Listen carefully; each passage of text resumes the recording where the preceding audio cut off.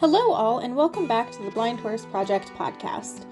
For those of you just joining, the Blind Horse Project aims to bring awareness and education about our equine friends after they lose their eyesight. In many rescues across the USA, if a horse is brought in that is blind, they are immediately put down without thought of rehabilitation or being put back to work. Similarly, most equine boarding facilities, which is how the majority of people house their horses, do not accept blind horses for board. And oftentimes, when an owner's beloved horse goes blind, the first thing that they hear from the professionals and the people around them is often the recommendation to put their horse down. The Blind Horse Project aims to bring the happy, actual reality to light in the public eye, that our horses can far more easily adjust and thrive than we give them credit for. We argue that our horses do not need to be euthanized after they lose their eyesight, and that once adjusted, our blind horses can come back to work as family horses, as competition horses, and even as therapy horses. We argue this by bringing the little-known but large community of blind horse owners into the limelight and give them a platform to share their journeys with the world. This is the Blind Horse Project. And today, we are joined by Marie Schumacher of Serenity Farm Horse Rescue in Connecticut. Thank you for joining us on the Blind Horse Project podcast, Marie. For our listeners today, this is Marie Schumacher, I believe is how you pronounce it. That is correct. Perfect. So she is one of our newest ambassadors, and she is the owner-founder of Serenity Farms, which at this point, Marie, would you mind telling us a little bit about how you got started with Serenity Farms? Kind of rock and roll on that. Yeah. Okay, so in 2019, I was sitting home recovering from a good horse fall, which I think we've all done that before, and I was just searching horse articles and, whatever I can look up on the internet, and I came across an article that really shook me to the core, and it was the amount of horses I believe in 2017, it was 78,000 horses went over to slaughter over the border to Mexico and to Canada. And I read on and I thought, okay, this is, I've done the whole auction thing before when I was a kid and that sort of thing. But then when I read on, I was like, okay, this is, I think there was like 25% were under the age of 13, and that was mind-blowing to me. So at that point I said, okay, what can I do? I'm probably just going to be a drop in the bucket. What can I do? So I went out and I got my 501c3 status, and I gathered up my warriors, who are now our board members, and I formed Serenity Farm Horse Rescue. And so now we're going to fast forward to Seamus. He was not our first rescue, but he was in my life in the past. I've known him as a lesson horse, and he's a Connemara, and he is the kindest, gentlest, most understanding horse I have ever met. And he was in a riding a barn that taught kids to ride and adults. And I've shown him up first level dressage. I've ridden him bareback with a halter and 2 lead ropes across our fields here. I've ridden him through the river, going swimming. Like, I've had a connection with this horse when he had vision. And then I, went on to other horses and got a mysterious phone call one day. And it was like, hey, you might want to check out, Seamus. I know that he's got a big piece of your heart. And so I did.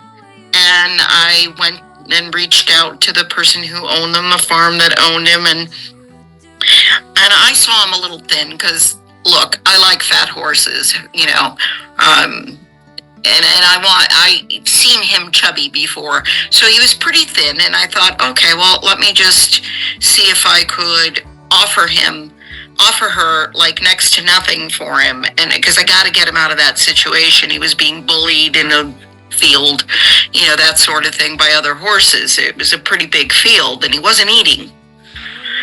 So she took my money, and I brought him home. You know, just kind of sight unseen at that point. And I picked him up and I took him home. Later finding out that he had contracted leptospirus, which is a disease that you can, which horses can catch basically from the urine of mostly possums and foxes, but mostly possums in this area. So quickly, I reached out to a friend of mine who is an ophthalmologist, a horse ophthalmologist. She took a look at him and she said, "Yep, he's got what the farmers called moon blindness." And so at that point, I said, "Well, what can we do? Let's throw the kitchen sink at him. Let's get him better. He's staying here. He's not going anywhere." And it took probably about 6 months worth of treatments at a kindly discount from my veterinarian friend. And the results were his eyes were too damaged. Now, and I'm quoting her at this point, if that was caught sooner than when I came along, it could have been helped.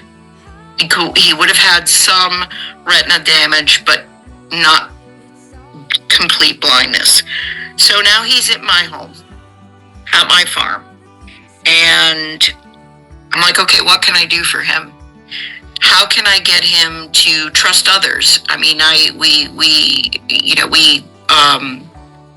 work with the VOAG high school here, and VOAG kids do their credits here and, you know, learn and that sort of thing. And I thought, well, what can I do for him? How can I get him to trust anybody else but me? Because there was a silence that came over him. And this is a super sweet, friendly, loving horse, but he was terrified.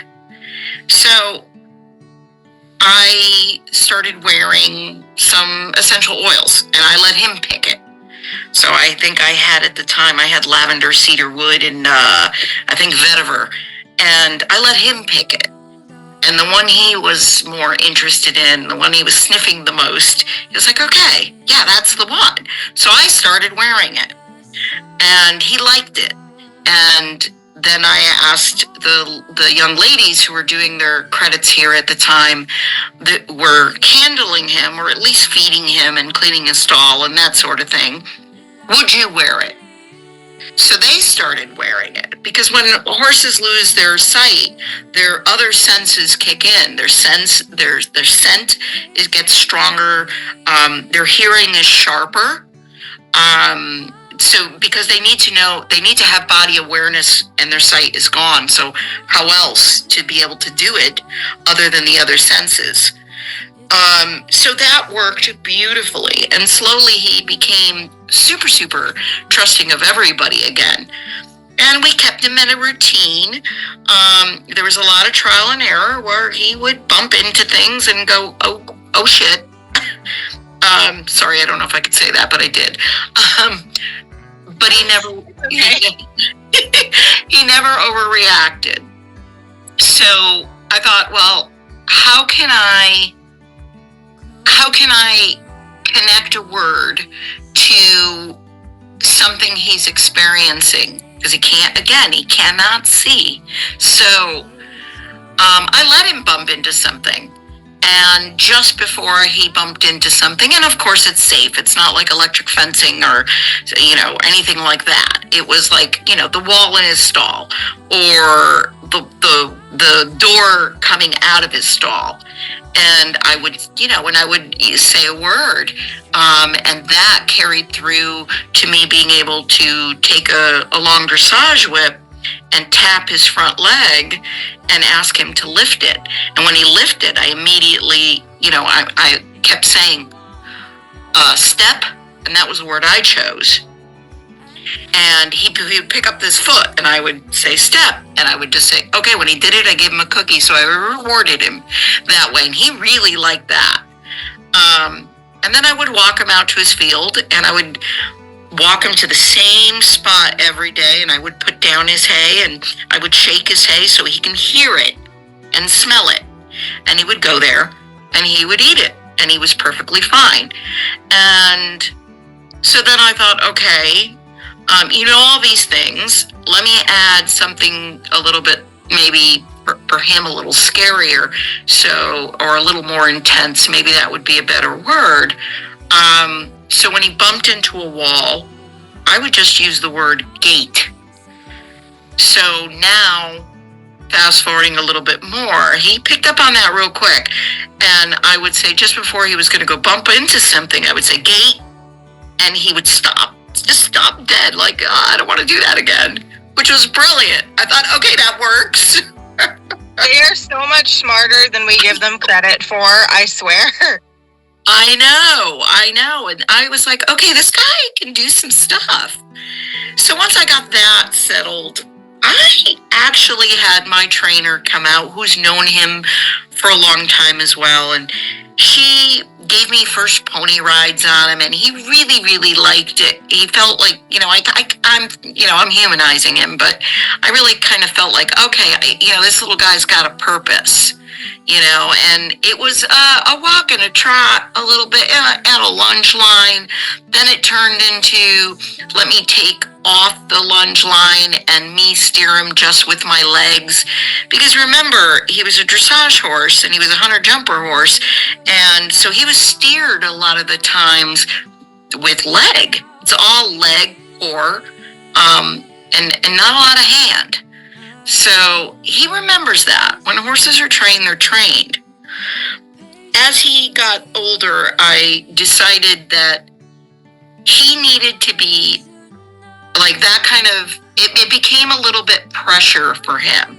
Like he wanted to do more, but it became a little pressured for him. And then I realized that uneven ground for him was, he started walking like a blind person holding a blind stick. Which I was like, okay, someone's going to get stepped on. And he's going to feel really, really bad if he does step on someone. So I stopped the riding and I thought, let's do something else. Let's see what he can do. And again, I have kids here, and at this point I've got my 501c3 and I've got volunteers coming along. And most of the kids that come here are kids. They're just that, they're kids. And so I started teaching the kids with the essential oils and then without, how to handle him, how to, with the words step and gait and move on and turn. And when I say turn, I tap the shoulder I want him to turn at. And so I started teaching the kids that. And very, very empowering feeling for them. They thought it was the coolest thing to be able to handle a, 1,100-pound animal in a different way than they're accustomed to leading and teaching and working with. Because most of these kids are farm kids, and you put a halter on a horse and grab a lead rope and tug them along. Well, with him it's different. With him, you are guiding his head, so your hand is on his halter, and you're guiding his head, and you're using words because he's listening to you. And again, that became extremely empowering. And then I had 2 kids that came into our volunteer program, and one was extremely high-functioning autism. And the other one had, this is according to her mom, the other one had high anxiety and social anxiety. Well, when I put those kids with them with Seamus, and I said, okay, now it's your turn. I'm going to show you how to handle him. I'm going to show you how to brush him. I'm going to show you how to pick up his feet. I'm going to show you what to do so you can teach him something else with the dressage whip, at a gentle touch. And he knows that, and he likes that.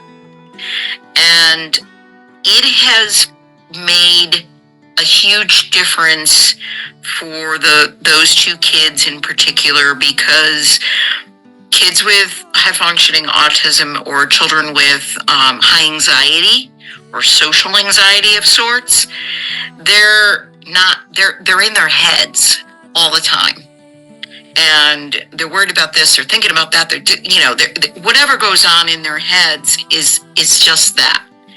And when you're around a 1,100-pound horse that's blind, you have to be present, which brings down their heart rate.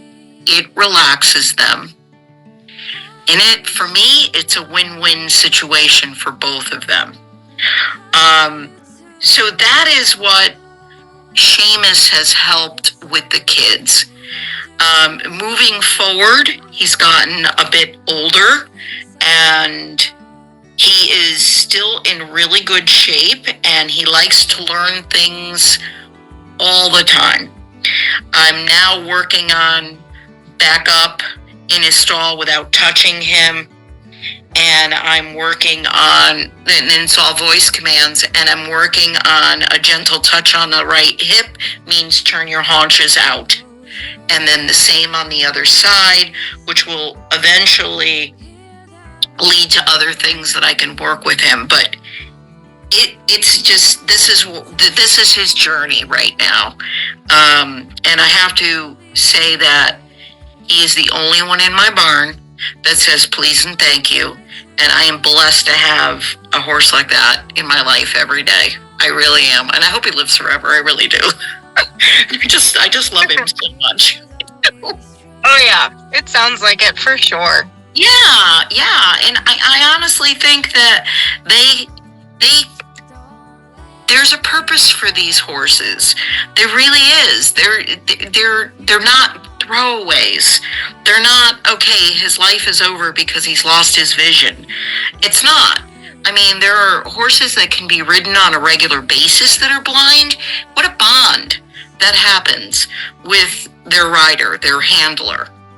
And look at Seamus. I chose not to ride him anymore, but he can still help kids or even adults. I've had adults with a lot of anxiety handle him and just come down from where they're at. Like, there's a million things that their purpose is for. So to me, I say to anybody out there with a horse who is blind that there is not a reason you need to put him down. Remember Seamus's story. He started with really scared, really freaked out. And now he is like the barn favorite, and I don't say that lightly. We've got a couple other ones here that are kind of cool, but he is the barn favorite because he's the kindest one, and he's okay in his own body. He's not, he doesn't want to leave, he doesn't want to leave his body. He is okay being who he is right now. And it just takes a little time. Some horses get better, accept their blindness sooner than others, and some it takes a little longer, and you just gotta be patient. So, yeah. Absolutely. So what are your future plans for your blind boy, for Seamus? Well, my future plans for him is to continue teaching him some tricks, because I think at this point it would be really fun for him to learn some sort of tricks, whether it's a bowing or turn on the haunches, or maybe perhaps slowly turn and on cue, and have people work with him that way, and like a liberty work of sorts, but in a smaller setting, not in a larger arena type of thing, so he feels comfortable. And that's my future with him, and I just want to keep teaching him things and see what he'll learn. So that's important to me. It's really important to me, and I think it is for him as well. Absolutely. Well, thank you for sharing with us, Marie. Do you have any last thoughts for anybody that might be stepping into the world of blind horses for the first time? I think there's a good amount of resources now. One is for sure the Blind Horse Project. Get on there, reach out, ask questions.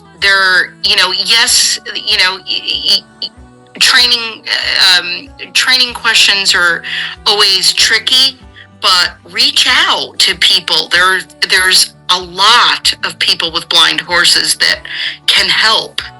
And if you're in Connecticut, you can always look me up, or even if you're in the surrounding states, I don't mind traveling. You can look us up, Serenity Farm Horse Rescue, and I will share with you what this boy has taught me, and what I'm teaching him now. So. Absolutely, and that is so beautiful, Marie. Well, thank you so much for joining us on the podcast. It was amazing to hear your story about how you started Serenity Farms and how you came to own Seamus. Thank you so much for not giving up on him. Never. Thank you, Jesse, for creating this group of wonderful people that are out there helping each other. It's just so cool. It's really cool. And we are so happy to have you on board with us, Marie. Alrighty, I think that kind of wraps things up, and I hope you have a wonderful day, Marie. Thank you, Jesse. Yep, thank you. Bye. And thanks to our listeners for tuning in. For more information on the Blind Horse Project, feel free to take a look at our other socials, including TikTok, Instagram, Facebook, and YouTube. And if you would like to submit a journey for the podcast or a video highlight, or if you are interested in joining the Ambassador Program, email us at theblindhorseproject@aol.com. Thanks, everyone.